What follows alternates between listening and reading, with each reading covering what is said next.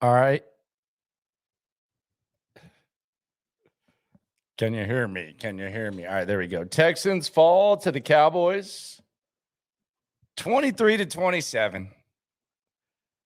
Really good effort by the Texans. I will say that it is the locker room post game show. You can put the comments in. If you haven't subscribed, please do so. Much appreciation. I consider this game to be the perfect result, and I know a lot of people don't want to lose to Dallas. I understand wanting to beat Dallas, and I would love to get to a point where games like this are more frustrating when you lose than it is right now. But right now, I got my eye on the prize, and as much cushion as possible when it comes to having the top pick is more important to me than a regular season win over anyone. I don't want that to be the case. That wasn't the case early on in the season, the Indianapolis tie and the Chicago loss and all that. But with where things are right now, a competent, solid, hard-fought effort with a loss, to me, that's the best result. And that's just where I am. You can put your comments in. You might disagree. I'll be joined by my guys here shortly. But that's just where I'm at. I thought the effort was solid. And at the end of the day, I think they lost. But I also think in many ways it was kind of a win. Don't feel kind of dirty saying it. But this has been a dirty ass situation, and this has been a dirty last 2 years of getting through the mud. So yeah, I'm glad they lost. I'm glad they lost, and I'm glad they looked good losing. I don't want them to look bad losing. I like the way the effort is, and I'm glad that with 4 games left, the cushion remains 2. What say you? Bring in my guy, Cody Stutes. Cody Stutes, I just said before you hopped in here, I don't like saying this. It's not ideal. I wasn't saying this when they faced Indianapolis. I wasn't saying this when they lost to Chicago. But I want to get to a point where a loss like this hurts a little bit more than it does right now, because you should never lose a game like that and just be like, okay. But that's where I'm at, and it stinks. But my eye is on a much bigger prize than a random regular season win over the Cowboys, in which if you find a way to win another and Denver doesn't win another, then you're looking at the Seattle Seahawks having the number 1 pick instead of you, or even Chicago. So that's just where I'm at. If you plop this game down and it was week 2 of the NFL season, like they did this against the Cowboys in week 2, be losing it. It'd be terrible. Like you'd be gutted because you'd be 0-1-1 after that tie, and you'd be like, God, they were so close, and like this and that. Like there were some positives, and a young guy here and a young guy there, and this and that. But here it's just like, oh, okay, good. Like there's no chance that the offensive coordinator is going to accidentally save his job and stay around because he makes questionable decisions with the offense. Like, oh, okay, there's no chance this coach is going to be able to stick around because this team blew a lead in which they shouldn't have blown that lead and shouldn't have lost that football game. And you don't want to be apathetic, and you don't want to sit here and say, well, gosh, I hope they don't win too much. And like, there's a part of me, and I saw this on social media, some people tweeting it, was like, well, gosh, if they win this one, like the Jaguars or the Colts game, like they might lose that number 1 overall pick. And I'm just sitting here in the middle of the game, and I'm like, they're not winning this, right? Like they're not winning the game against the Cowboys. Like at some point, either the Cowboys are going to turn into the Cowboys or the Texans are going to turn into the Texans. Because like they hadn't been themselves most of the day. I know Dallas has been a little sloppy the past couple of weeks at different times, but they played a very sloppy football game overall. The Cowboys did. The Texans took advantage to an extent, and then they couldn't take advantage anymore because they're the Texans. Yeah, they couldn't take advantage of a few opportunities. We can get into like the specifics of that. I thought the other interesting thing about this is I find myself watching this team and like the positives immediately turn to negatives. And I know that you could say, well, that's a you mindset thing. No, I think I think it's that sometimes I feel like incompetent organizations or incompetent offenses or defenses, they luck into good shit. Like what we saw from Rodgers today, do we even like, is he even involved in the game plan at all if Cooks and Nico Collins aren't hurt? No, He wouldn't even been active. I know, and that sucks because you can use as many receivers as possible, and this team can use as many weapons as possible, and that's just the way I find myself looking at this. The most positive, though, I think the corner depth with King and Tremont Smith, those guys are keepers, and those guys have really they've played hard all the way throughout, and I hate saying played hard, but they have. They played better than you can definitively say that the secondary has looked better than last year. You can't definitively 100%. Say that with very many position groups on this team, but you can definitively say the cornerbacks with Nelson, Stingley when he's healthy, King, Smith, Tavier Thomas, and then you throw in Petrie and Owens, and then you backfill with some veterans in the offseason, and you're going to have a solid secondary that, oh, by the way, if they ever get a pass rush, is going to be looking a lot better. Yeah, they definitely improved the secondary. That's for sure. Get the comments coming in. They're loaded up right now. We'll get to them. I promise. It's Landry Locker, Cody Stutes with you. I think Meltzer will be here in a second. I don't know what. I think he's at one of his watch parties, which sounds like hell to me if it's the same one that he usually goes to. But yeah, whatever. Actually, hell sounds like a 5-star vacation compared to that. So I don't want to insult hell by saying some of the watch parties he's gone to. Davis Mills return. Davis Mills' return kind of got overshadowed by the return of Jeff Driscoll, if you ask me. Mills didn't look bad, but the offense was clearly sparked by Jeff Driscoll. So I don't know what this game, like, if you look at this game and you look at Davis Mills and you see 16 to 21, 175 yards, you say, okay, that's not too bad. And the interception was on the Hail Mary, which, by the way, he heaved that bitch. Mm-hmm. But heaved it right to a group of Dallas Cowboys. Did the Texans ever run a Hail Mary before? But he had to get it there. But no, that's not on Mills. I'm saying on the wide receivers just looked totally lost on that play. Yeah, but what is it like? Do they score if Driscoll doesn't play? Like, that's the thing that I can't really judge, because Driscoll, I'll say this, that throw to Rodgers was the best play a quarterback and receiver have made on this team this year. I mean, is there anything else even in the discussion? I mean, Davis has had a couple of just really nice, just drop back and throw us strikes. But he had one to Cooks earlier in the season that was really nice. But as far as oh crap, this isn't how it's supposed to go, or make a play, that's one of the best make a play moments from the offense this entire season that doesn't involve Dameon Pierce. The make a play, Driscoll rolling out, unbalanced, heaves it. Rodgers comes down between two guys. That's the best make a play in the passing game this season. Yeah, and you had that, and then I guess we got to credit the coaching staff, but for bringing in Driscoll when they did after the muff punt, they brought in Driscoll, and the offense seemed to have a little bit of kick, and they ended up scoring. I guess you credit the coaches for doing that, although it's been gone for 8 weeks. They haven't used that for 8 weeks. Yeah, it's been gone and it was working, but it's clearly a weapon they had, and then they haven't used it for 8 weeks. Again, Texans fans primarily at this point want this team to lose. You want them to get the number 1 overall selection. That's what you're rooting for at this point. But the people in the building and the guys that are active on game day want to win. So if you want to win, and that's a weapon that clearly would have helped your offense, why has it been why is it just showing up out of the blue 8 weeks after it showed up for the first time?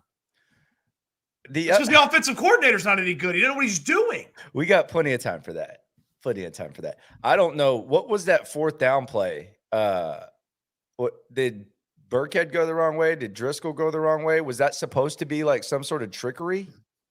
I'm sure Pat Hamilton will have a great explanation for that on Wednesday. Oh, I'm sure he will. But I want it, like, the original point I'm making is, like, if you asked me, on Mills. No, you didn't at all. If you asked me, like, what did you think of Davis Mills?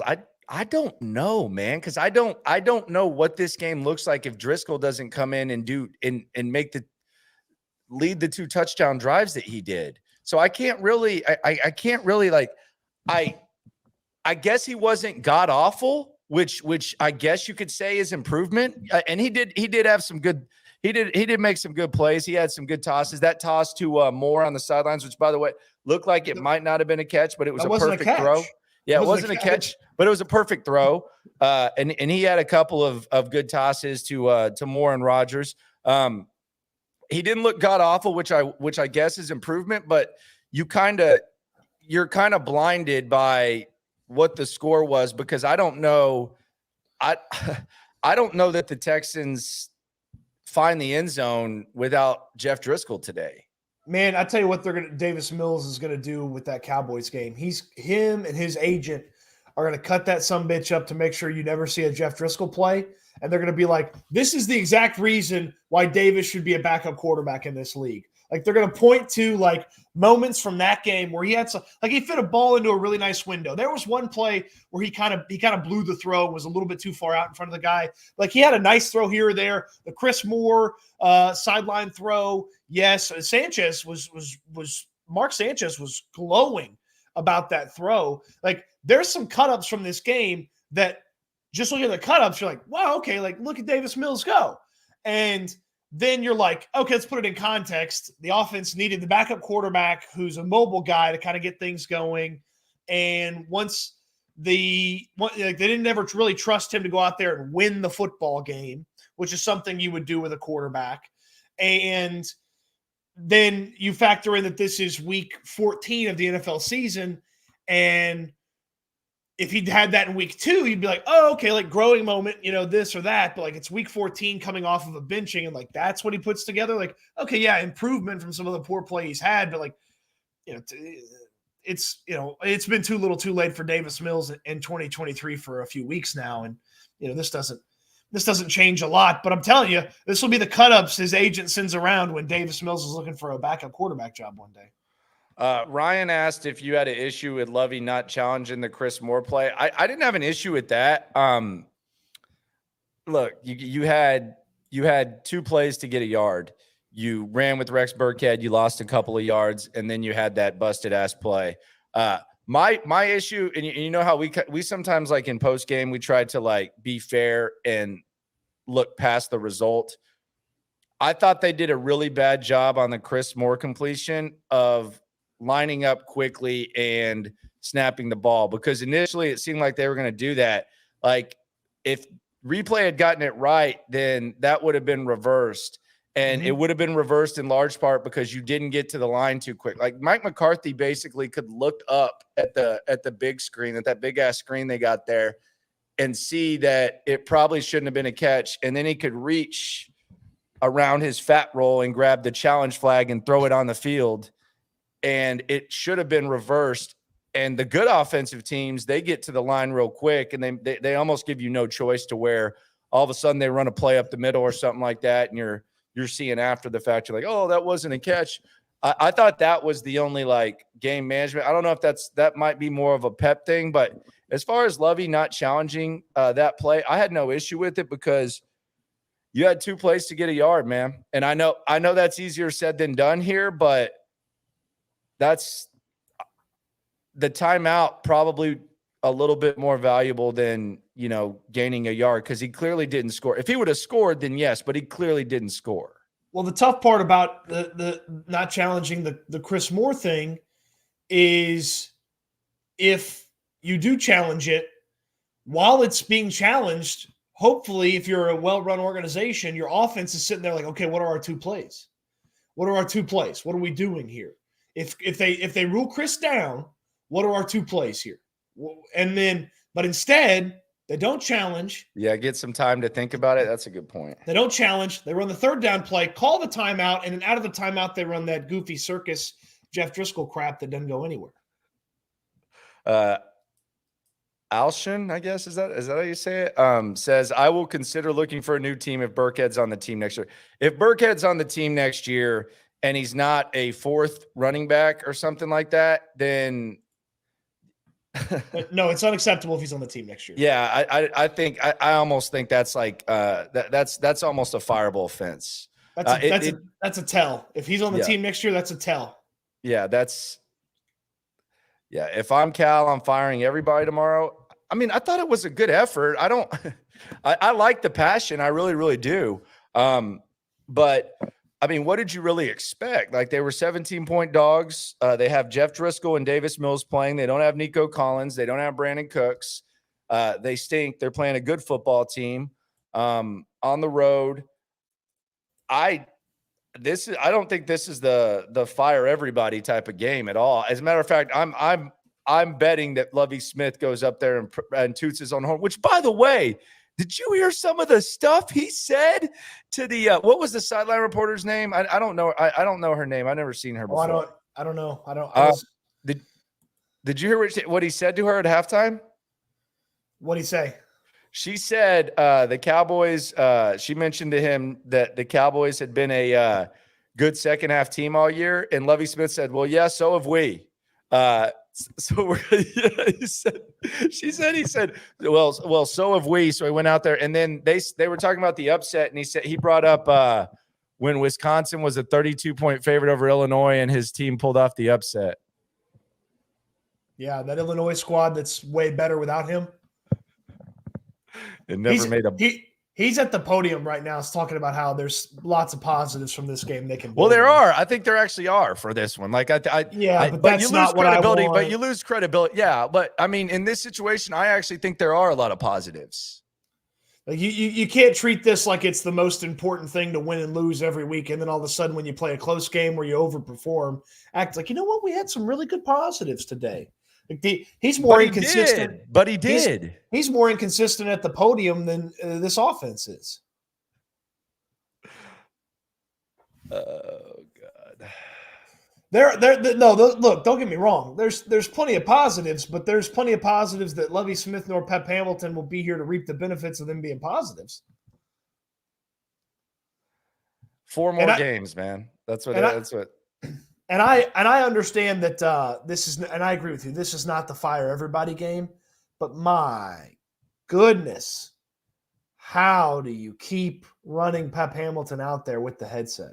Man, you know what he got real bailed out with was early on in the game when, once again, 3rd down, you try to run a QB sneak with Jeff Driscoll, and fortunately for you, there was an offsides.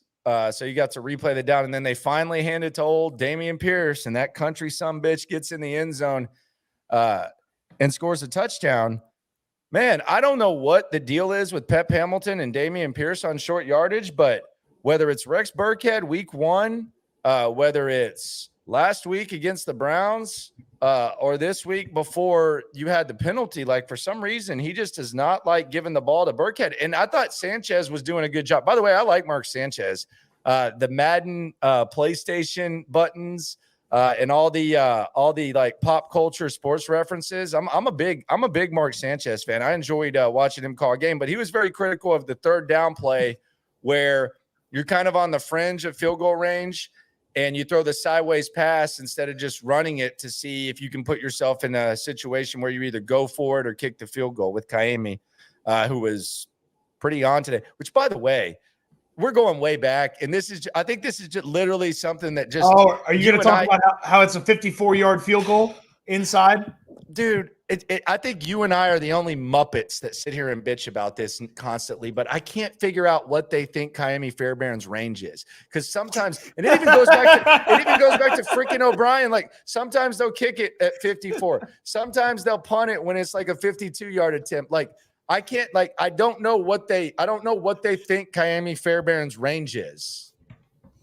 Like, I feel comfortable. I feel comfortable at the attempt from 53, 54. Yeah. I feel comfortable with the attempt. I do too. Especially indoors. But you and me, I think when we start, it's maddening. He had a 54-yarder, and I was thinking to myself, so they do trust him to hit a 54-yarder inside in a close game. And he hit a 60-something last year, but like he can't kick a 57. No. What is that? Okay, so here's my question about that. And honestly, this might be because I feel like there's not a lot of really good questions every week because people don't pay a ton of attention to special teams. So there's not a lot of good questions for Frank Ross every week when he goes to the podium. It might be worthwhile to go and find out. Like, it might be worthwhile to go through the scenarios this season and see, okay, 54 yards here, they kicked it, but 54 yards here, they punted it. And the conditions were the same. Like, it might be worth having like a big breakdown and seeing if you can get Frank Ross to explain what the hell goes through that. I don't know. I think the tough part is I don't think that's Frank Ross's decision. I think that's Lovie Smith's decision. That's not. It's Lovie. Like, can your guy hit it? Like, I don't think Lovie's even asking. I don't even think special teams coaches coach kickers. I know that sounds weird, but kickers just do their own thing. Like, they tell them like what direction to kick off and all that. But like, yeah, those kickers are basically on their own. And then if the coach says go out, they go out. If he doesn't, he doesn't. RC says Chicago ain't winning another game. Look at their schedule. Yeah, and that's why winning this game would have terrified me. Because if the Texans win this game, and I think RC is in the we got to lose this, don't screw this up camp. But if the Texans, lose this, win this, then they win another game. Chicago has the pick because of the tie. The tie screws the Texans.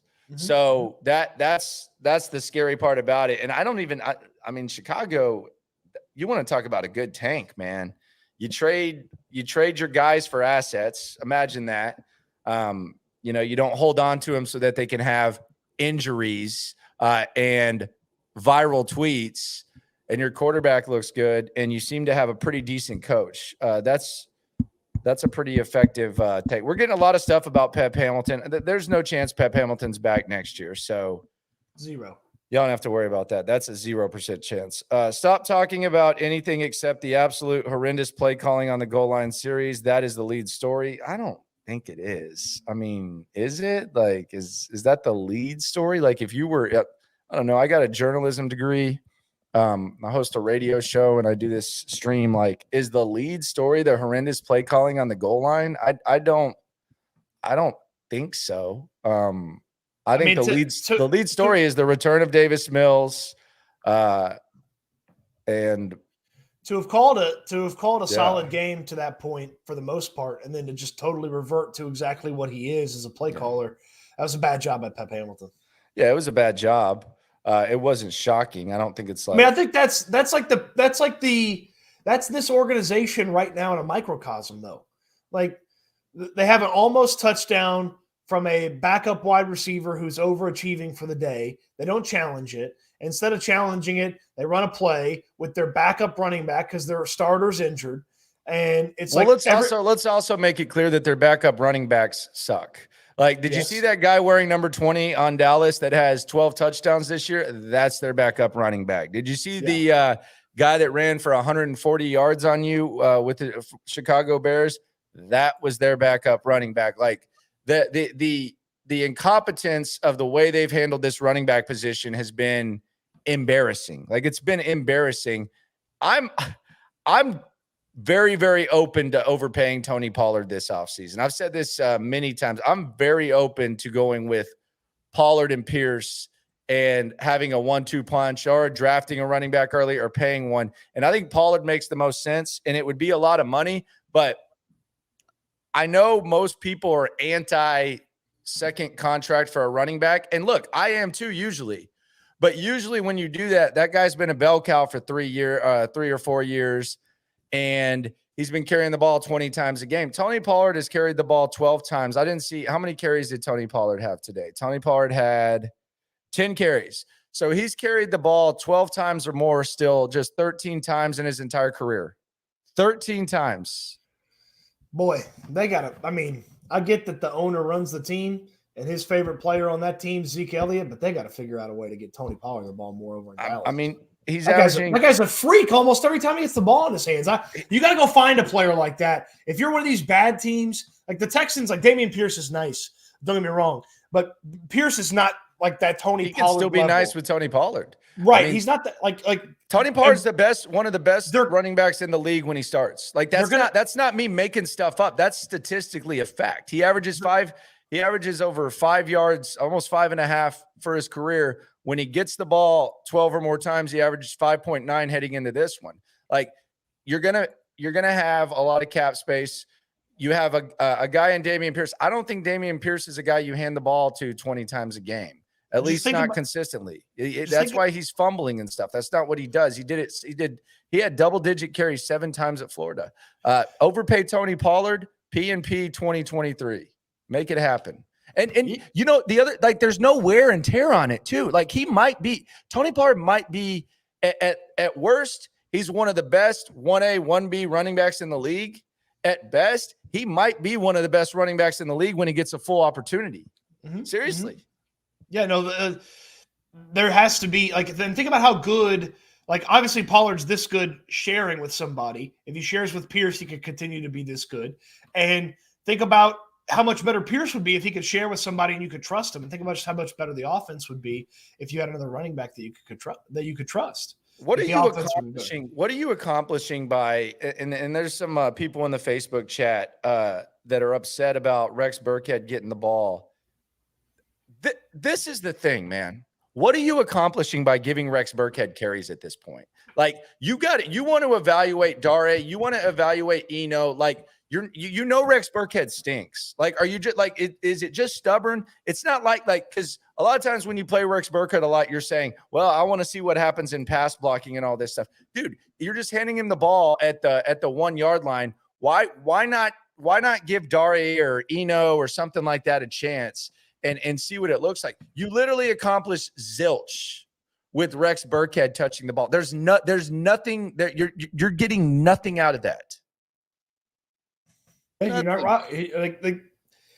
And that's Dare is on the team too. Like, he's on the team next year. He's a member of the Texans next year. Like, Rex Burkhead is not. Like, Rex Burkhead is in the final year of his career, hopefully, with the Texans. Like, Rex Burkhead, if he comes back next year, I'm. That's a tell. That's a tell that you don't know what you're doing if he's back on the team. Well, they've got to take the running back position serious. I'm open to the Pollard thing. I'm very much open. Like Benjamin and, as it stands right now, Eno Benjamin and Dare Ogunbowale are under contract for next season on this team. Rex Burkhead's not. They're both better short yardage options than Rex Burkhead. Why does he get the ball? It's silly. Can't quit him. It's silly. It's silly. It's silly that he continues to get the football. And they actually have – here's the funny part, and someone's going to say this. It may be Pep Hamilton on Wednesday. It may be Lovie Smith within the next day or so. They're going to say that he's proven himself in this league or what? No, they were going to say, well, we were going to put Dameon Pierce in there, but he was hurt. What are we supposed to do? Rex is the backup.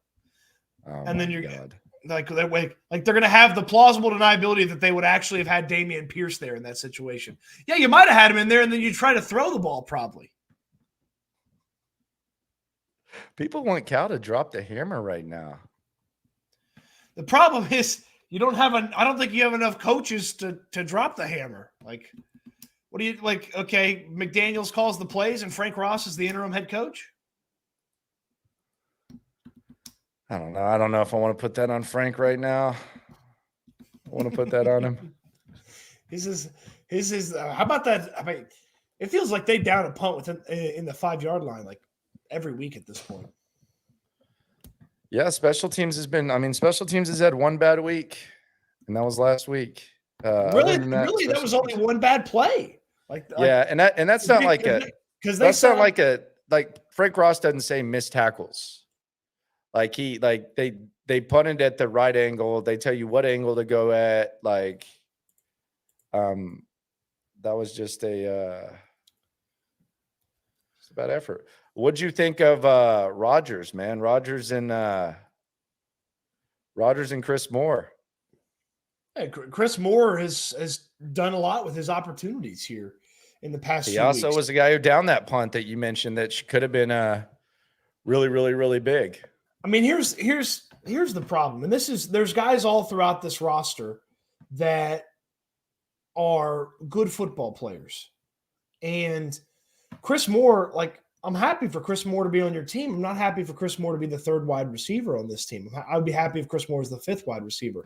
Like, if Malik Collins is the most consistent player in your front seven, you have a bad front seven. If Malik Collins is the fifth or sixth best player in your front seven, you probably got one hell of a defense. Like that, this roster is littered with guys that are solid football players that are one of the best players on the team. And it's like, okay, you're a bad team because these guys are one of the best players. Like Chris Moore being the third wide receiver and being the top wide receiver when the top two guys are out. Like, you're a bad football team when Chris Moore is your third best wide receiver. When Malik Collins is your best player in the front seven, you're a bad football team. When Malik Collins is the fifth or sixth best player on your front seven, you have a better team. When Chris Moore is the fifth best wide receiver on your team, you have a better team. Facebook user says, forget Pollard, draft another decent running back. Do both. I mean, I just stack up at running back. Seriously. I mean, this is embarrassing. You've got guys, you've got nobodies who people have never heard of week after week.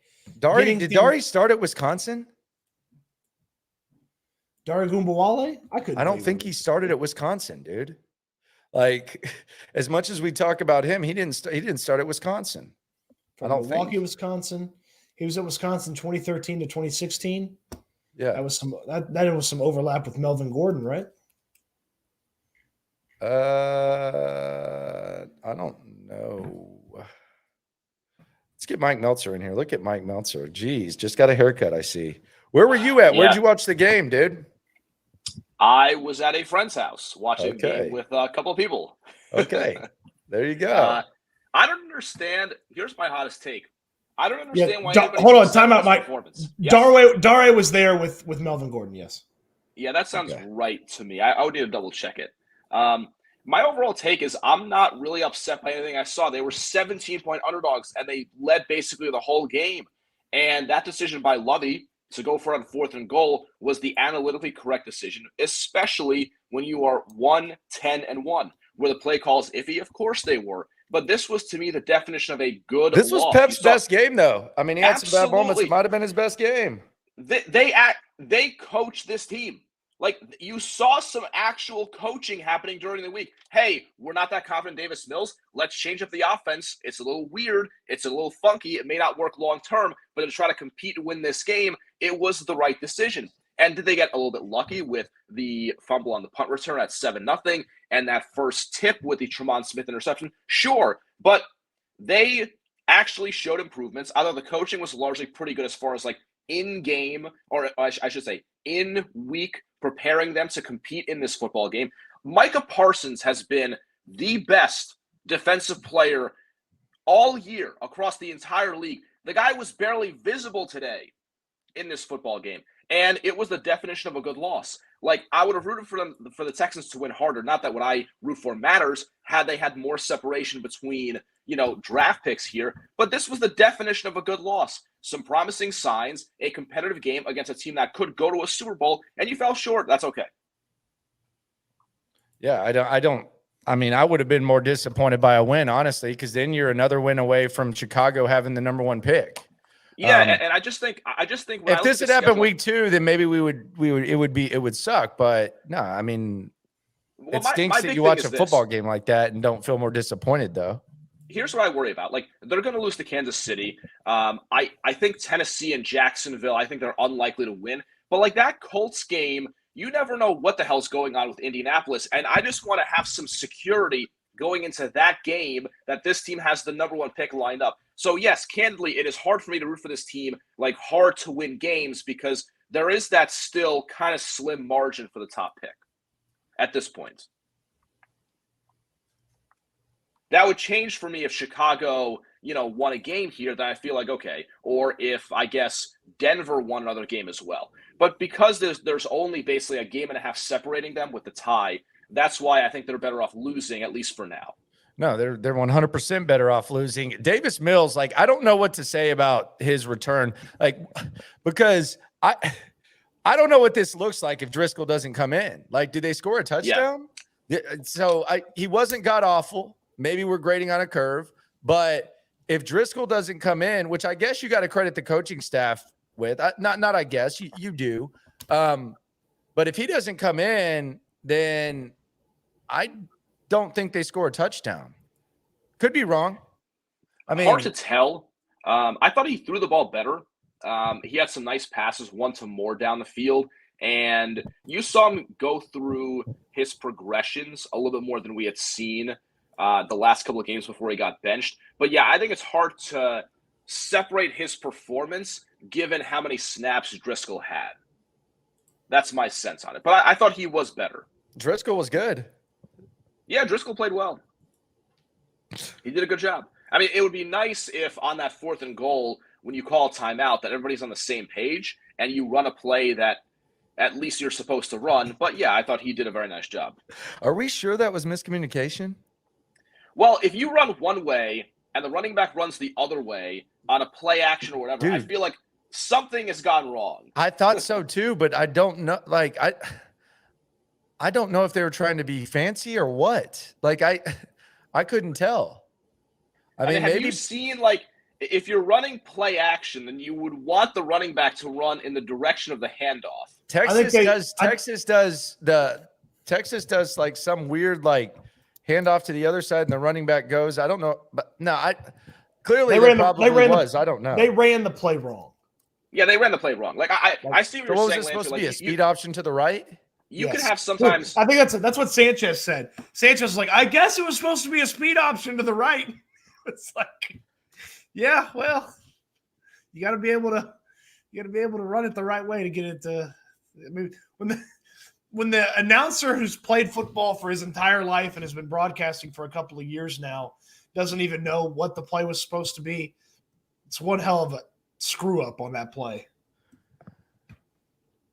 Rodgers looked pretty good though. Got to give him Amari? a little bit. Yeah, he looked good. That was a nice touchdown reception in the first half. Nice toss too. I don't think that he gets on the field though if those other two guys don't get hurt, which is what's frustrating to me. Yeah, I agree with that. If you were giving a moral victory game ball to a member of the Texans, who would you give it to? Moral Chris victory? Moore? Not like oh, like you had a moral victory today. Just like you don't give out game balls after losses. So who gets a game ball? Only one? Chris Moore. If I could give out just one, I have my answer. But there's a few guys that are game ball. Tremont Smith, Jalen Petrie. Yeah, Jalen played very well. Jalen's done a good job of overcoming like his really, really low moments and then playing his best. He did it in this game, which is, I think, a huge development for Jalen Petrie, because sometimes he'll have a bad start to the game and you look around, you look up and he's had a whole bad game. Today, he had a bad start to the game where he made like some business decisions trying to tackle some people. And then he went in there and stuck his nose on a bunch of plays. He went in there and stuck his nose on a bunch of plays and had a fantastic performance today. So, like, that's a huge growth moment for Jalen Petrie to start. So you're giving him the game ball instead of Petrie. I'm giving Jalen Petrie the game ball. Wow. You're giving Petrie the game ball instead of Tremont Smith, I should say. Yes. Wow. 2 interceptions doesn't get you a game ball? The coach's pet. The one interception was courtesy of Oba Okoronkwo, so you'd have to cut the ball in half. And the other one was tipped up in the air as well. I also think Chris Moore could be a candidate. Rodgers that could was be my a candidate. He played well. Driscoll could be a candidate. He was good for what we expect. Is he the best quarterback on the team right now? No, I'm being serious. Like if they said you only get to play, all right, you have to win the next game, and if you win, you get $2 million. Who are y'all picking? You only get to play one quarterback. You can't do the rotate thing, so you can't play both. I'm gonna pick Mills. But taking Mills instead of Driscoll. Yes. if you change the question and you're like, hey, they've got 4 downs to, well, if you kind of change the hypothetical, kind of like when Driscoll came in the first time after the muff punt by Dallas, like that was clearly like I don't think he would have come in had they had 1st and 10 at the 20. I could be wrong. But that situation was ripe for him because once he's in, he changes the numbers dynamic on offense because he can run. And in that kind of situation, he might be the better option than Davis Mills. I'm going with Driscoll. If I have to win one game with this team and I can only play one quarterback, I'm going with Driscoll. Didn't you crush him for his training camp performance? His training camp performance, but he is a game time preseason player. He is the Allen Iverson of the preseason. We in here talking about practice. He's the worst practice player that I've ever seen throwing the football, but he might be one of yes, he did. But he might be one of the best preseason players because he was the best quarterback on the team in the preseason. But yes, his Stutes, how bad is Jeff Driscoll in practice? It's atrocious. And that's putting it lightly. He likes when the lights are brightest. Just goes right in there and makes plays. Yeah, I mean, touchdowns. Driscoll to Amari Rodgers. I tweeted this. It's week 14 of the NFL, not week 3 of the preseason. What? Let me throw this at you because I think this is possible that this happens in a week. And I'm not trying to get too ahead of ourselves, and it's not like it really even matters in the big scheme of things, especially if you're one of those people like myself who thinks that losses are a good thing. And let's be honest, they could have their full squad. They're going to lose to Kansas City. There's a chance, though, that they face the Chiefs without Brandon Cooks, without Nico Collins, and without Dameon Pierce. Yes. So what does that look like? Is Rex Burkhead are they gonna use Rex Burkhead, or would they actually at least? I don't think Eno Benjamin is some sort of savior, and I don't think Dare is like some sort of savior. I think Dare is a good special teams guy that can be your 4th best running back. But what does it look like? Do they divide the carries up? Do they give the bulk of the carries to one guy? What does that even look like? If it were me, I would just try to split it among Benjamin, Agunbawale, not Rex Burkhead. Rex is going to play a lot because they're going to have to throw a lot. They're going to be down by 21 points before you know it. Yeah, that's also very possible. Who cares who's running the football? They're going to be down 20-0 in no time. It'll be interesting to see how much of this they can replicate because now, Kansas City's going to see this. Like, are they going to – they basically went with 2 quarterbacks today. So this was a college-style 2-quarterback system. Can they do that the next couple of games or even the next game? All right, I got a topic for you guys right now, and I'm gonna start this right now. You guys, just based on talking to, because there's a lot of frustration with a 1-win football team, obviously, but just based on talking to fans, going on social media, who would you say are the 3 most hated figures of the Texans right now? What would your top 3 list be? Like, who gets the most venom from Texans fans right now at what point we are in the 2022 season? What would your top 3 be? So Rex Burkhead, Brandon Cooks, and I got to think of a third. Those are the top 2 for me. Are we limited to only players? No. Okay. No, not just players. Not just players. Pep Hamilton's up there. Hamilton's 1. Rex Burkhead's 2 by virtue of his association with Pep Hamilton, and when he's on the field, Dameon Pierce is not. And he's kind of like a symbol of like Patriot way overvalued. Mm-hmm. He's kind of like the Jack Easterby of the roster, and I like Rex. Yes, it's just, but it's kind of like, oh, you had this role in New England, so you must be like a real valuable asset here, even though like the actual data shows that you're not. He's the teacher's pet. Yeah.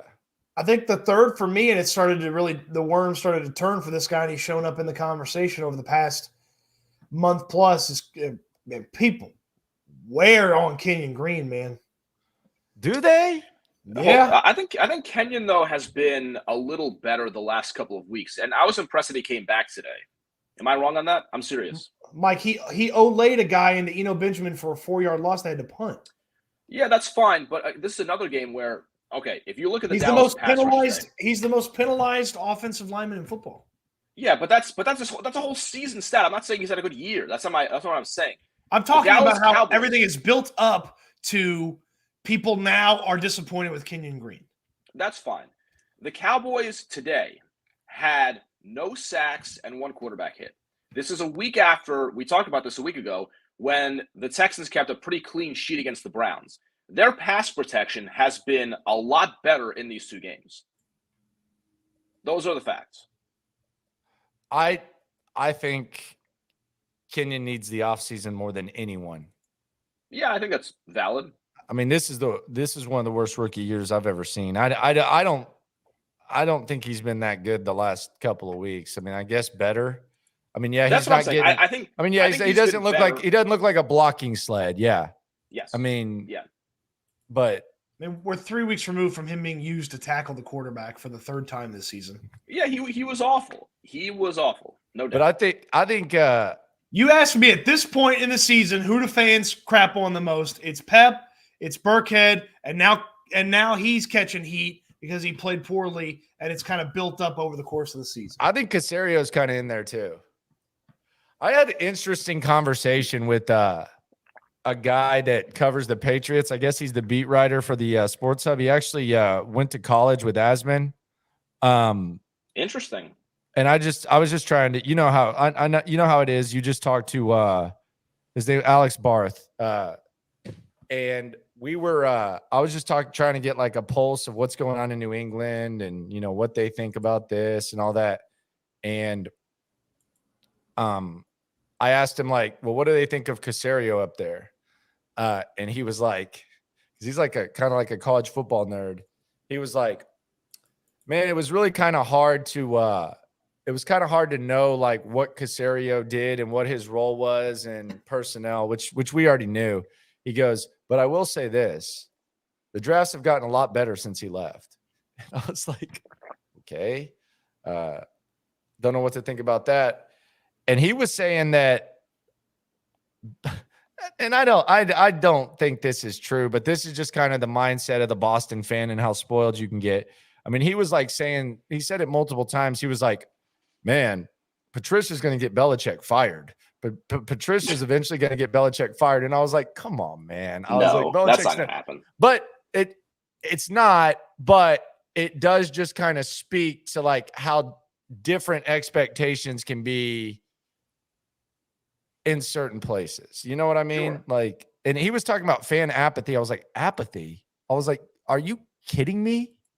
Freaking New England goes on like that 2-decade run and all that. I just thought it was I just always think it's interesting whether I agree, disagree, don't know, just to get like that perspective from it's like the other end it's the other end of the spectrum of like, hey, they were awesome for 20 years, super impressive organization, well run, and they have a couple of years of a hiccup where it's not that. And they're like, well, you know, maybe a different coach. And then you're here in Houston, and it's like the general manager has 2 totally weird years. And then it's like, yeah, probably fire him and start over again. It's like, oh, okay, because the guy firing everybody. You know, they haven't had a GM have 3 years in a row since Rick Smith and Bob McNair were the decision makers for this organization. But let's go ahead and clean house and start over again.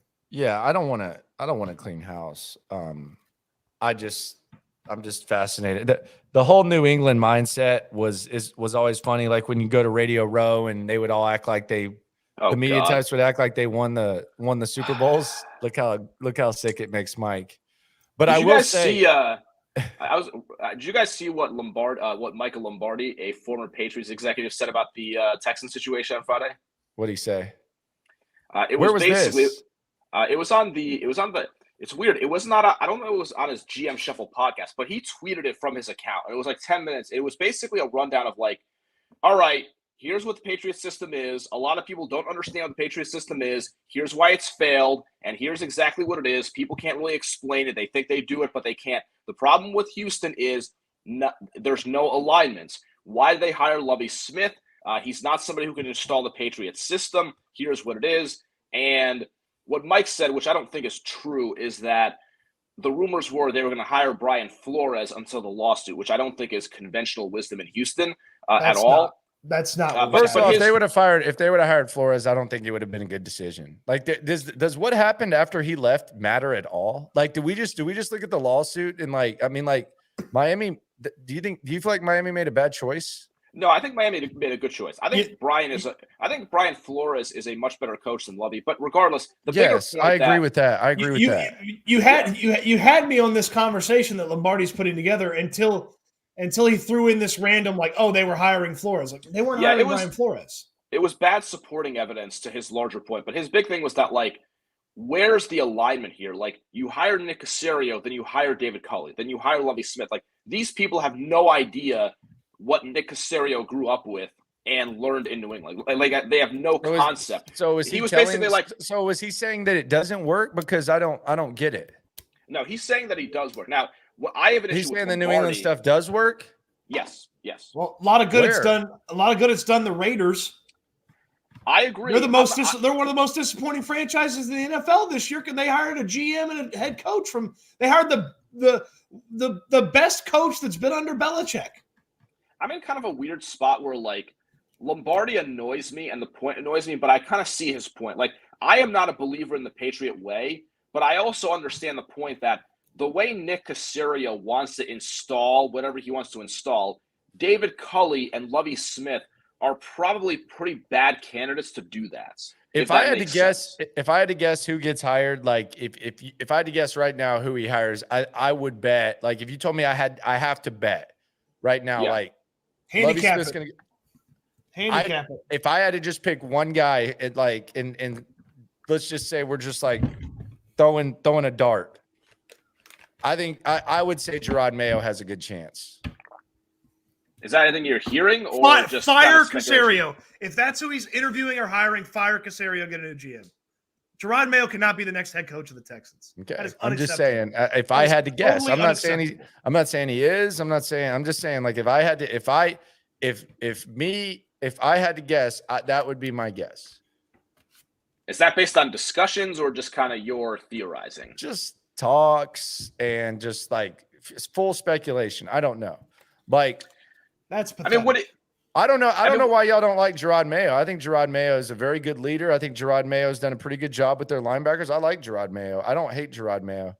Just because he's from New England, you don't like him? Landry, there are far better candidates out there.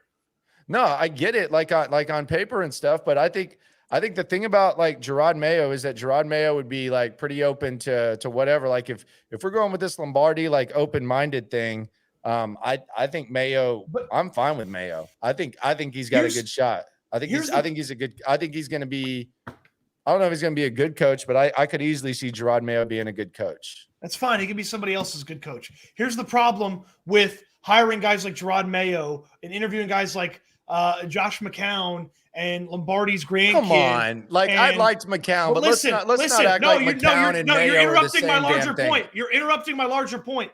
You hire from the top of the coaching cycle. That is how you succeed in the National Football League. Okay, was Nick Sirianni at the top of the coaching cycle? Was Nick Sirianni at the top of the coaching cycle? You're using one example. I'm asking, was he? No, he wasn't. Okay. No, he wasn't. But you hire from the top of the coaching cycle and you succeed. That is the often way you succeed. Well, then give me what's the top of the coaching cycle then? D'Amico Ryans and Steichen, the guy that helps run the O in Philadelphia. Okay, so those are that's the top of the coaching cycle. Yes, because Sean Payton's not coming here with the GM. Okay, I mean that's. Look at who hired at the top of the coaching cycle last year. Kevin O'Connell helped Rams win a Super Bowl, and now, yes, they're a disappointing team, not because of the offense, but because of the defense. Was John Harbaugh at the top of the coaching cycle? That's over a decade. Was ago, Mike Tomlin? That's over a decade. That's longer than a decade. It's 15 years ago. The NFL's changed. I'm just asking. Is Kellen Moore at the top of the coaching cycle? I would say more so, yeah. He would be, yes. He's coordinated one of the best offenses in football the past year and a half. Okay. Okay. No, I'm just trying to figure out what the top of the coaching cycle is. I think Gerard Mayo would not be a bad choice. I know a lot of people will be pissed off about it. That's terrible. I'm telling you, like, terrible. I'm not. You got to do better than Gerard Mayo. I don't like certain things that they copy from New England, but I don't have any problem with Gerard Mayo. I think Gerard Mayo would be I would be fine with that. Fine with it. I think he'd be a good ass leader. There would be a lot of skepticism. No, there'd be a lot of pissed off people. It would be a breaking point for many. Yeah. But if I had to bet, who would you bet? Just this, and this is just long shots. If I told you get $100K if you guess right now, just off the top of your head in 10 seconds or less, who would you say, Meltz? I don't have any idea because I know last year I thought they were going to hire Jonathan Gannon and he emerged kind of out of nowhere. So I don't know who Nick likes. I mean, it could be Gannon again for all we know. Like I'm not wasted a year. Oh, yeah. Well, we've gone through that part. I agree. But you got the number one pick out of it, at least. I mean, my question with guys like Gerard Mayo and even D'Amico Ryans is like, D'Amico probably less so because he can hire somebody to help him. But like, you got the number one pick. What would your plan be at quarterback? What would your plan be offensively? Who are you going to hire? What's the system you're going to run? And what's your philosophy? Because that's going to be the key question because this hire ostensibly would be made in January. Who would you guess then? Smeltz didn't want to do it. It's hard. I don't even know if he's going to be the GM. Okay, if he is the GM, if you had to try to guess, who would you guess? I believe it's not easy. I would think they'll hire Shane Steichen. Okay. Or Brian Callahan, the offensive coordinator from the Bengals. Okay. That's cool. I mean, and how about the guy from the Lions? He's doing a good job with Goff, man. Done a hell of a job. But I mean, like just my conversation about hiring from the top of the coaching cycle. Like in this year, right now, the new coaches that are doing the best were widely considered the best options. Brian Daboll, Mike McDaniel, Doug Peterson. Like their teams, Kevin O'Connell, their teams have done really well. They were the top of the coaching cycle.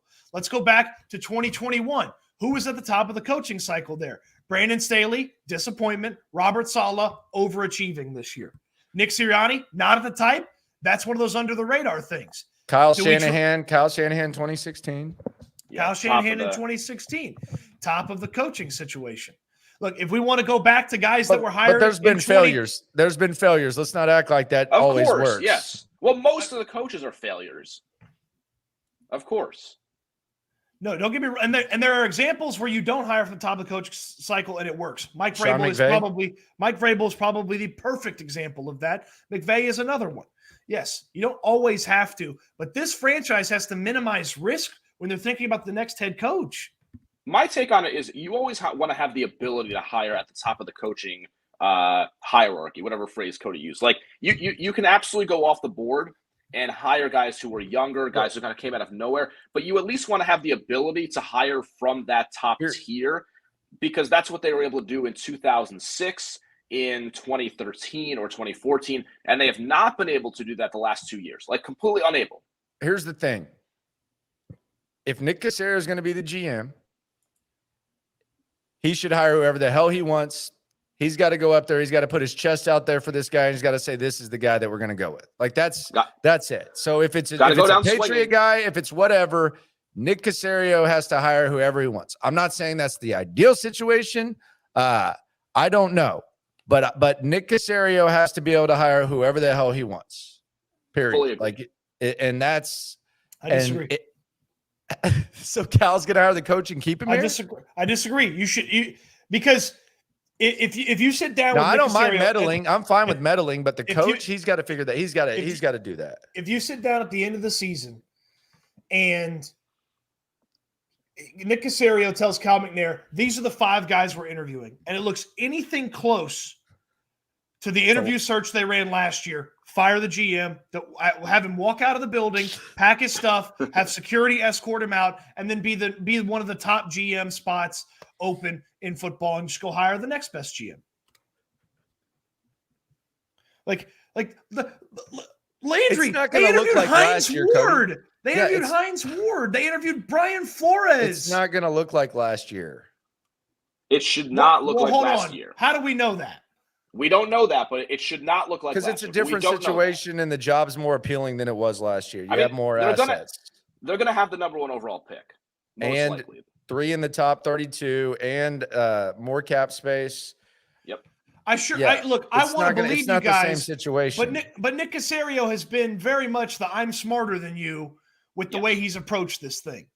And just the candidates that they have talked to and interviewed in the 2 coaching searches that he's run. And I understand that basically he didn't get to hire who he wanted either way, because one, Deshaun Watson was bailing on the organization, and the other one, he didn't get to hire who he wanted because Brian Flores sued the team and sued the NFL. So I understand that. But I was still disappointed with the process of which when Nick Caserio decided who he wanted to be the head coach. That was a joke. That was a joke. Okay, the Vikings almost hired Jim Harbaugh. They interviewed D'Amico Ryans. They ended up with Kevin O'Connell. Yeah, they're in a the better Texans spot. talked Cody. to Lombardi's grandson.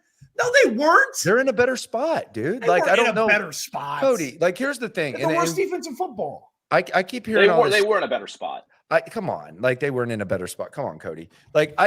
I don't mind the reality. I don't even fault these coaching hires. I don't fault anything. I don't care about these coaching hires because it was going to be a rough 2 years. I don't think that you were going to be able to get someone. So I keep hearing who hired this guy, who hired that guy. Look, Lovie Smith was a Jack Easterby guy. Jack Easterby basically hired him before, and many people are saying that. I don't care. I just want them to hire the right guy now that they have the assets, that they have a full draft class, that they have full draft assets. That's what I matter.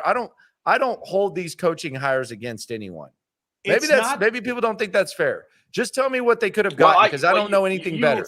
It's not the result. It's the process. You got to hold it against Cal. Why? What if I like how it worked out? I like that they ended up getting the number 1 pick. I like that. I mean, So you're steal Hines Ward from the XFL? Come on, man. You know they weren't going to hire Hines Ward as head coach. They interviewed one legitimate candidate last year. One. I struggle with Jonathan Gannon. I struggle with Landry's point that O'Connell. They talked to O'Connell, guys. Come on. That was kind of hard to follow whether they did or didn't. That was weird. It was very weird. It was very weird. You struggle with my point, what? That the coach hirings worked out the way that they should have worked out. I think that's a very low bar. No shit. It's a low bar. It's of course a low bar. I think with where things are right now, with how they're laid out, I think it's more ideal than had they hired a mediocre coach and they're winning 4 or 5 games. Okay, but let me. But I don't think that was a master plan. I don't think that was some master plan. But I also the other thing about this that I think is it's weird, and I don't know if this adds to y'all's point. I don't know if it adds to my point, but the coaching hires were so freaking didn't make sense to where. It's not like they hired David Culley and said, this guy's going to be our coach for a long time. And it's not like they did that with Lovie Smith. So that's why it's really hard for me to completely fault Caserio on that. And maybe it's kind of like a double-edged sword where that adds to what y'all are saying, but I just I don't even know how to assess making those decisions to hire those guys. Was there some sort of master plan? Were they just kind of trying to get through the situation? I don't know. I guess what I would say, it's complicated, but what I would say is if you look at the Giants and the season that they've had, now this is on the opposite end of the spectrum. So the Giants have seemingly hired the right head coach. They're overachieving in wins, but as we've seen the last month, that team ain't that good. And oh, by the way, their quarterback probably is not the answer long term. And so by virtue of them winning 7 games, and it's probably going to be 8, 9, or 10, they're going to hurt their ability to get the next guy in.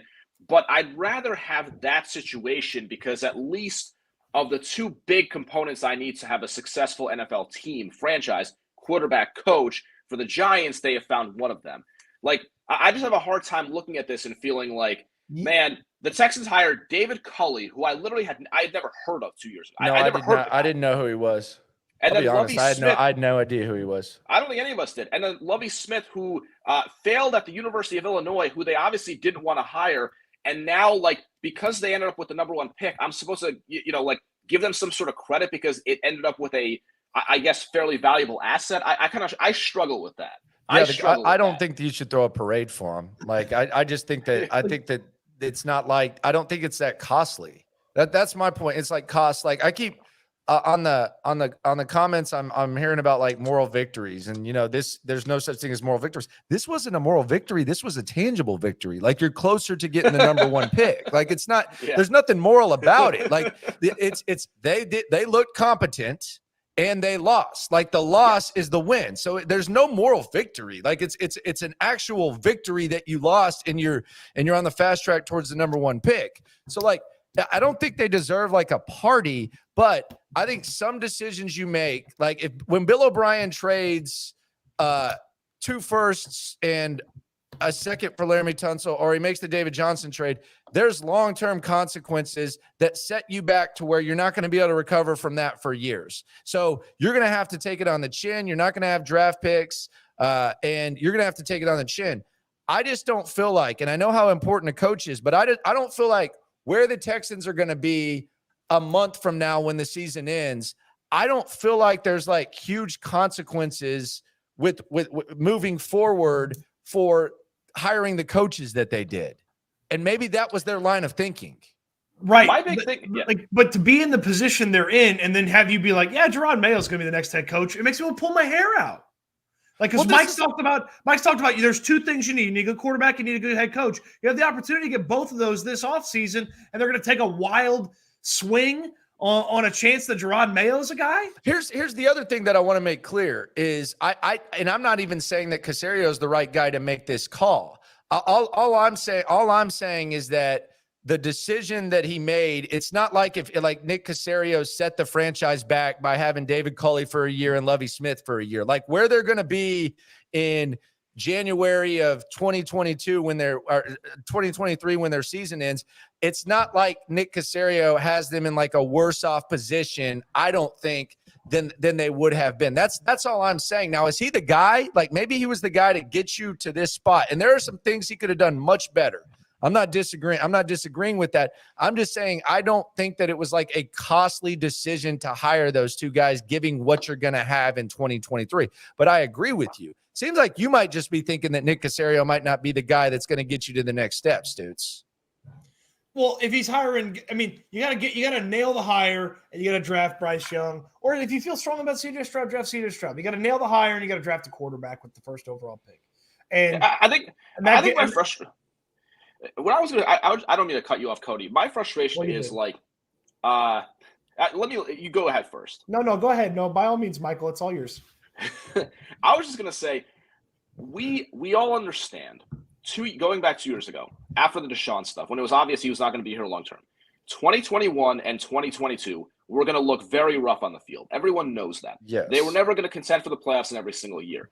My frustration is that, like, every life opportunity, no matter good or bad, presents you with a chance to like learn something, battle through adversity, get tangible results even while you're losing. And I question whether that's happened last season and this season. Now, if nearly every game had looked like what it looked like today, then I'd be relatively pleased. Like, if it looked like this almost every single week, which granted is a pretty high bar, you're competing with one of the best teams in the other conference on their home turf. Like, I understand that. But, like, when you have a new head coach, no matter who it is, you have to install a brand new culture. Like, from Culley to Lovey. Like, you don't just get to, like, have an interim and, like, just naturally transition that easily to a whole nother person, right? Like, that's my frustration from the last 2 years. When they inevitably hire their actual next guy, then any culture they have tried to build last year and this year will basically have meant nothing. That is my frustration with these coaches. The way they operated this offseason was built for McCown to take over. Like, yes. That, I mean, and they had to have Lovie Smith take over because of the Brian Flores lawsuit, or they felt like they had to have Lovie Smith take over. They didn't have to. They could have hired McCown and just taken the slings and arrows from the people. Yep. But because they were betting on continuation and familiarity with some of the guys that they already had in the building, making them a better football team, and that's failed. And now, to your point, Mike, when they change, things will drastically change. Exactly. Like things didn't drastically change in the building. Like they had guys leave because guys wanted better jobs or different jobs. Like Ben McDaniels is here still. Danny Barrett's here still. Like there wasn't some massive giant overhaul of this coaching staff. Yeah, they got a different offensive line coach. They got a different defensive line coach and this and that. But there wasn't some massive overhaul. They changed coaches, but they didn't really change coaching staffs to a large degree. No, they got worse. Like that's like the coaching staff got worse for sure. Like the coaching staff got worse. And even part of that, I think, is like Lovey going from just defensive coordinator to head coach and defensive coordinator. So you have less sort of like firepower on that side. And like Miles Smith has a significant role. And Pep has been a downgrade from Tim Kelly. Yes. Yeah. So it got worse. I think I don't know, man. Like, I don't know. Like, I don't think this was like some sort of master plan, but I just can't fathom why else you hired David Culley and Lovie Smith. If you just don't foresee that it's going to be very bad, we don't want to go ahead. The one thing I can never figure out is why they felt like they needed to rush to McCown unless they felt like that was the inflection point of improving.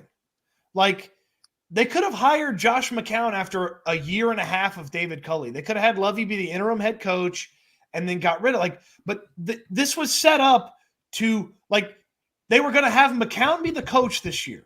Lovey was going to be his DC. Pep was going to be his OC. A bunch of these other coaches were going to be on this staff seemingly. Maybe there's a difference here or there, but they were going to have all that. And then if they failed to this level, they were going to fire everybody but McCown and then just have a whole new staff for him. Like I can't figure out outside unless the general manager thought they were ready to start winning football games. But remember the way Nick talked about Lovey last January, it didn't seem certain that he was even going to be back as defensive coordinator. So I don't think it's a lock that they hired McCown that Lovey would have been the DC anyway. Go back. But the process look at that press conference. The process had played out to that point where it felt like they were betting on the familiarity. Lovey coached the guy. Said he was going to be a future head coach before Lovey said that. Yeah. Lovey told us he wanted McCown on his staff at his press conference this year, the introductory. Yeah. And I was on board with the McCown experience. So by the way, can I get an apology from everybody? Can I get an apology from everybody for that? I kind of feel I feel like McCown would at least have a better record right now. Maybe there'd be more happy people. But no, because then they wouldn't have the number 1 overall pick. So then you don't get an apology. They wouldn't need it because they'd have a coach, man. They'd have a guy that can coach them up. I mean, I think Landry is right insofar as the offense this year, I think, would have looked better and more cohesive with McCown. I want both of y'all to clip that and save that forever. But that doesn't mean that you don't need to clip me saying anything about McCown. There's plenty of that. But I was intrigued by it, man. I was intrigued. Yeah, you were all over that. I was intrigued. I mean, it was weird. I didn't know. I still don't know like how much Caserio likes McCown. Well, that's when I talked about the inflection point of why they had to go get McCown. It makes perfect sense to guess. I'm not saying this was the case, but it makes perfect sense to guess that Jack Easterby felt like he needed another ally in the building, and if the general manager and head coach had his back, he wouldn't get fired. Unfortunately, maybe not everybody had his back, and he got fired. That might make sense. Agree or disagree? Jack Easterby's still with this team if McCown's the head coach. That's a good question. I would probably agree. I would lean agree. That's why Culley, like, they won 4 games without Deshaun Watson and a rookie quarterback and Tyrod Taylor, and David Culley, sounded like a buffoon sometimes, had some head scratching decisions, and it would have been a really rough year to run it back with David Culley, but nobody was knocking down McCown's door to make him a coach of any sort in the National Football League. As we've seen, he has no job. And so there's reason to believe that the inflection point was Jack Easterby assisted in the hastening of moving on from Cully, because it would be like would anybody have any concerns about Caserio if Cully gotten fired 8 games into this season, Lovey finished coach in the year, and then boom, Nick Caserio's hiring his second coach? Like, he gets the whole he's hiring his third coach thing, but he hasn't had a normal offseason to hire a coach yet. So, like, I know I've argued against him. No, He hasn't had a normal offseason. All these guys took these interviews with the Texans thinking they were coaching Deshaun Watson, and then they had to show up like it was a dirty secret. They're like, yeah, Deshaun's not actually going to be on the team. And that's the thing, like, about talking about this fucked up situation that we find ourselves in for the most part, is that, like, you can talk. It's not sitting on the fence. It's not playing both sides. Like, there's just so much, like, it's so weird. It's so uncertain that it's like you just try to you try to take as much information as you can, and you try to, like, make as much sense of it. And sometimes it's impossible to make sense of it. Like, and that's okay. Like, if you can't make sense of it. We are applying logic to a very illogical situation. Yes. What a weird last 2 years. What a weird last 4 years. Yeah. I mean, the whole O'Brien, I mean, really, I would say the weirdness really started in when Jack got here. I mean, as soon as Brian Gang got fired randomly, all the gloves were off. That's right. This has been very weird in different ways since the day that Brian Gang got fired. Yeah.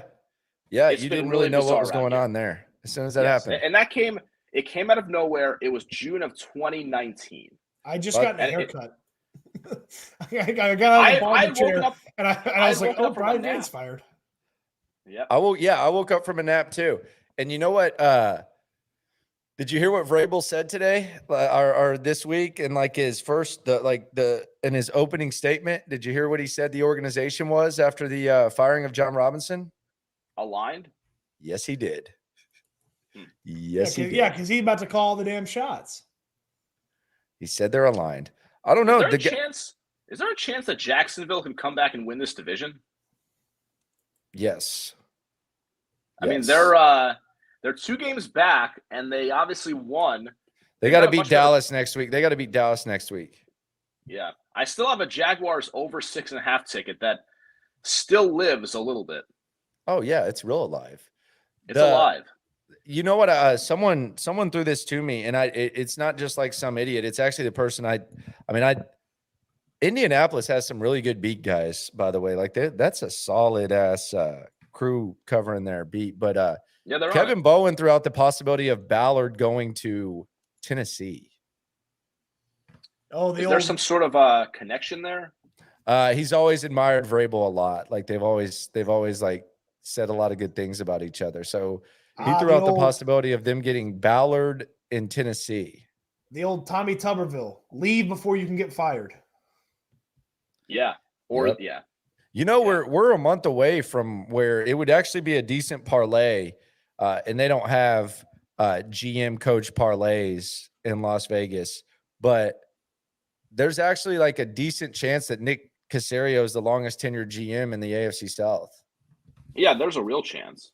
Like a strong chance. Because Balky's, I think success is going to be. Balky's making a run right now. Yeah, I was going to say success in Jacksonville would lead to Balky getting another shot, wouldn't it? Did you see the 49ers are up 14-0, by the way? They're up 21-0. Oh, they scored again. Did Brock Purdy throw a touchdown? To Christian McCaffrey. To Christian McCaffrey. Oh, my. Yep. Oh, my. Yep. It's almost like if you had... show.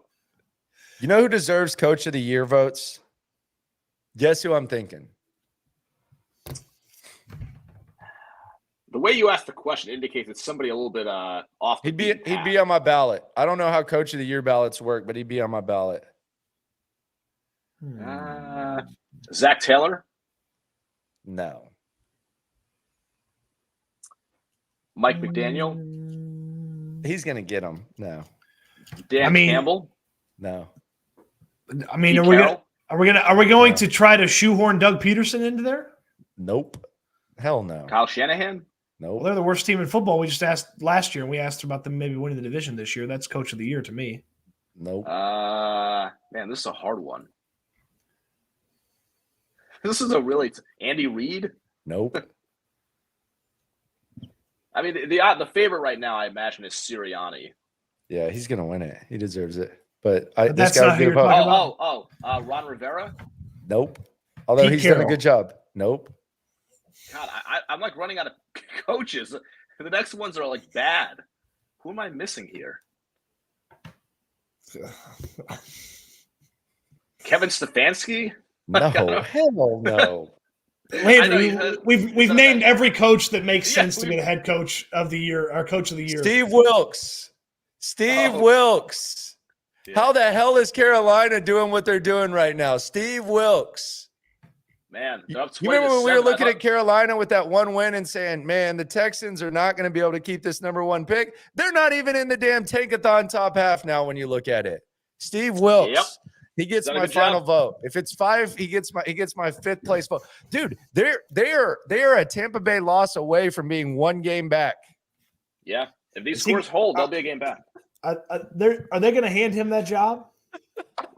I don't know, but I don't know either. He's done it. I mean, I don't know what happened. Sam Darnold might get some looks, man. Maybe the Cardinals should try to hire Steve Wilkes. Oh wait, they did. And they have the win against Tampa in hand. Yeah. They've got the Steelers and Lions both at home coming up next. Steve Wilkes, baby. He's done a nice job. Mike Shanahan. Ryan guessed Shanny. Shanny gets my vote every year. I love Mike Shanahan. Brock Purdy next Tom Brady. You mean Kyle Shanahan? Who did I say, Mike? You said Mike Shanahan. Yeah. Dude, I'm on 2 hours sleep. I got back from Philly. My flight was at 5 today. Oh, what? Wait, you went to sleep in Philadelphia last night? Like you guys went out? No, I didn't go out. I didn't even drink in Philadelphia. I ate my ass off. Good God. So what time did you go to bed last night? I went to bed at we got back and I went to bed at well, I couldn't sleep because the wake up call was at 3:15. So I was like, rough. Yeah. If I feel like I have to get up and I'm only gonna be able to sleep 2 hours, it's hard for me to sleep. So yeah, that's our hard. flight was at 6 their time, which is 5 our time, and then I got in and just went and watched this game. What did you sleep on the plane at all? Man, I suck at sleeping on planes, but I did more than I have. I have to have the window seat to sleep on the plane. The aisle seat I'm not very good at. That's valid. Did one of your co-travelers have some issues at the Philadelphia airport today? Brandon I was reading Scott. about that. Yeah. Yeah. Yeah, he was eating his ass off yesterday. He was sipping too, so he was I don't really have any interest in cheesesteaks. Man, I know Cody will probably crush me for that. Pat's is pretty legit. I was wrong. I was wrong. I think cheesesteaks are overrated. Man, I was wrong about that. First of all, it ain't Cheese Whiz, it's queso. So I don't know where they get off calling that they make it sound like it's like the can, like that's queso. Well, it's like jarred cheese. Yeah, but they melt it and they season it and all that. It's not like the stuff you squirt out of the can out of the nozzle. No, and they season the hell. The thing I like is they put that Cajun seasoning on fries or whatever the hell it is. Oh, that's a good one. They're mean as hell though. Yeah. Oh yeah, you gotta order it the right way and stuff like that. And just let me say if I have onions or not. They're a joke. Man, I'm not trying to go to any place where I have to follow rules on how to order food, man. I'll go somewhere else. But you've been to Pat's and Gino's, so you're acting like a hardo right now. I haven't been to Pat's and Gino's. I've been to Jim's and I ate at Terminal. I had 2 different cheesesteaks at Terminal Market when I was in Philadelphia. Terminal Market is the most incredible place in the world. It's a good place. They have the biggest gingerbread man I've ever seen in my life. It's like enormous. The Reading Market place, the market. Have you been there? Is that what you're talking about? Yeah. I've been there. Dude, they got the everybody pretzels. The pretzels are the best thing ever. I had that twice. They have breakfast ones. So I got some turkey, sausage, and egg. But I watched this Amish reality show, so I know they cook well. They have the Amish people in the back corner. No shit. Yeah, and you damn right I went there and got some mashed potatoes. Yeah. They made chicken salad. The breakfast was too poppin'. Dude, unbelievable. So Navy fired their coach after that last night? Fire him for I don't what? mean to. How many? I don't know. How many option coaches are there for them to hire? I don't know. I figured Cody would be all over that. Ken Niamatalolo? They were mad. They were mad that he was like bringing in a guy to do a special package and not really doing much. J-Rock says, "What's your thoughts on bringing the tackles back in the offseason?" You better. I mean, that's one of the strengths of your team. They've been great. Yeah, Laramie's probably he's not going to because the team sucks, but he can be the highest paid tackle in the league. He's played at an all-pro level, and he'll be going into the final year of his contract. And they've restructured his contract where it's a $35 million cap hit, so he has leverage again. Yep. I gotta take a mea culpa on Tunsil. He has been elite in pass protection this season. I mean, as good as it gets. He also looks like he gives a shit in the rushing game too, which is not something you could say in the past couple of years. You saw him today, you saw him pull a couple times. He's obviously a fantastic athlete. Like, what he does is an extremely rare skill set in the NFL. And it's mired because of the dog shit around him. But that dude has had an elite season. I want to say it's easy to fix an offensive line if you already have good tackles, but I don't know. Well, it should be. Like, listen, Nick, go find a center and go find a guard who are average. Average would be a massive upgrade. Well, average play. Hold on, who's getting replaced at guard? You're already moving on from Kenyon Green? No, I'm moving on from AJ Cann. I got right guard to fill. Kenyon Green, I got to give a shot to. But if AJ Cann is your fifth best offensive lineman, you can live with that. Yeah, I could live with that. Yes, but I can't put a whole bunch more shit in this offensive line. They've already got 50 first-round picks invested in this thing. But you can't keep putting stuff into it. But Cody, their center is way below average. They got to get sign a free agent. He's a backup, though. Yes, I agree. He's a backup. Yes, sign. But he's also better than the starter. He's better than the starter. Damn it! Go out there, sign a free agent center. Have we heard from Justin Britt, by the way? Debo's getting carted off the field. No, he's not. Yes, he is. I'm looking at that right now. Yeah. Wow. Kyle Shanahan's running Deebo Samuel up 21-0 against the putrid Buccaneers offense, and he's getting carted off the field crying now. You never know. You never know what's going to happen in one of these games, though, against Brady. Well, I know you don't have to run Deebo Samuel when you have Christian McCaffrey, Michael. That's disappointing. And you have Eli that Mitchell. Is disappointing. Boy, Kyle has been really snake bit as a coach with injuries. Man, I've never seen anyone. Well, maybe he shouldn't have told Tom Brady to take a hike after he wanted to play for the 49ers a couple of years ago. Would that have fixed the injury issues that they've had? They'd have won the damn Super Bowl. Wasn't that after the am I getting my years mixed up? Wasn't that after the Super Bowl loss to Kansas City? Am I off? He's saying they would have beat the Rams last year. Oh, last year? Okay. They probably would have been the NFC representative every year Brady was there. That's possible. Debo, man, that sucks. All right, gents. We won't go 2 hours. We'll just go 90. Good day today. Yeah. Good day. Yeah, it was a lot more relaxing. It was a lot more relaxing than the Cleveland, man. And it was a fun day. A little more mellow. Appreciate everyone. Subscribe to the channel. Meltsy, are you on Mad Dog this week? I'm on next Saturday.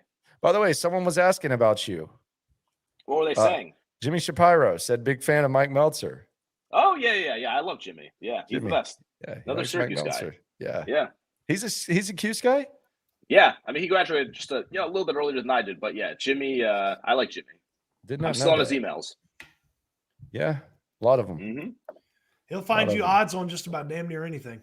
Yeah, yes, he will. I was looking at my Texans next head coach, but it's a little early for that. A little early.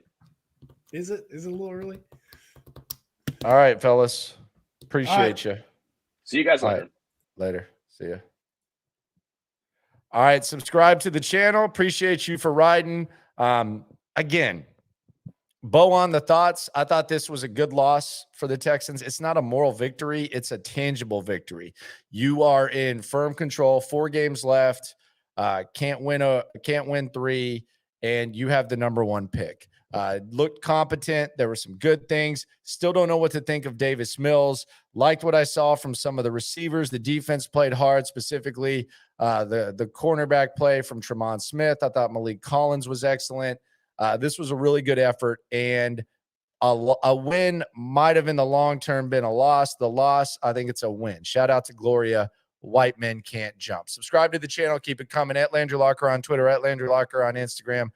Fire up the Odyssey app. Appreciate you. We're damn near to 1,000. I want to get to 1,000 before the end of the year. That was the goal when this thing started.